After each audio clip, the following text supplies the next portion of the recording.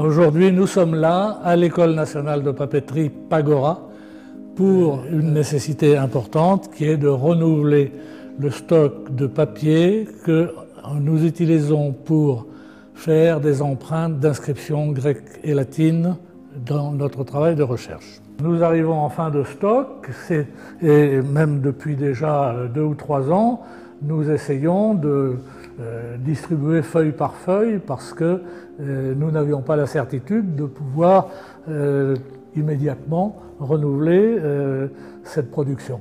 L'idée, c'était donc de demander à un fabricant de reproduire à l'identique le papier dont on lui fournissait un échantillon. Nous sommes partis d'un échantillon de papier donné par M. Elie et nous avons fait la composition fibreuse. C'est-à-dire que nous avons déterminé les constituants qui étaient présents dans son papier. Le papier était constitué de pâte de coton raffinée, c'est-à-dire qu'elle avait été mécaniquement travaillée, avec un mélange de résineux en pâte blanchie, également raffinée. Alors aujourd'hui, nous avons fait un papier 100% pâte de coton, puisque cela nous permettait d'éviter de travailler avec du résineux et permettait d'avoir un papier de meilleure qualité. Il y a plusieurs choses qui caractérisent un papier.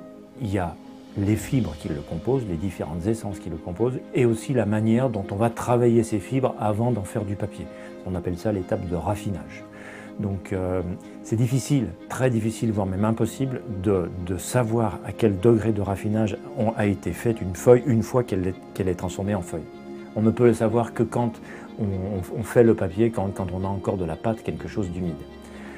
Donc ce que j'ai fait, c'est que j'ai redésintégré une des feuilles qui m'a été fournie, j'ai refait une espèce de pâte, une bouillie de pâte si vous voulez, et j'ai fait une mesure. Ça donne en tout cas une estimation du degré de raffinage de la pâte initiale. C'est un outil qui a une très longue tradition et qui est utilisé d'abord sur le terrain, parce qu'il faut bien être conscient du fait que l'épigraphie, c'est d'abord une science de terrain, avec la recherche d'inscriptions qui sont des documents témoignant de la vie des cités, des communautés de l'Antiquité. La richesse des inscriptions, c'est justement de nous introduire au cœur des sociétés et il est important de les comprendre autant que possible dans leur contexte, c'est-à-dire un texte d'abord inscrit sur un monument. C'est pourquoi on aime emmener nos étudiants autant que possible dans des musées comme celui-ci où on est très agréablement accueillis pour faire ce travail de manière plus concrète.